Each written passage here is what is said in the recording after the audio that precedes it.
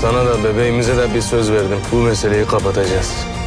Bütün o yeminlerden koruyacağım seni. Yolların kapanırsa ben açacağım.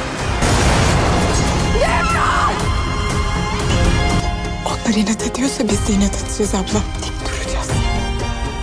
O sözleriniz yüzünden beni bir mal gibi aldınız. Ama doğmamış çocuğumu harcatmam size. Sahipsizler dizisi yeni bölümünde Azize ve Devran boşanması olmayacak. Bir zaman küs kalsalar da sonradan barışacaklar.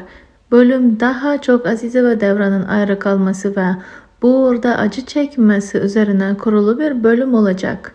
Devran'a bir şey olmayacak. Devran vefat etmedi.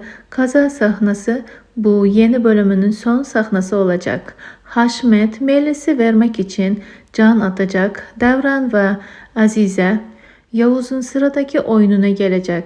Devran ve Yavuz birbirine silah doğrulttuğu sahnede Azize araya girecek. Devran'la yalnız konuşmak isteyecek. Azize Devran'dan boşanmak isteyecek. Devran bu anı asla kabul etmeyecek.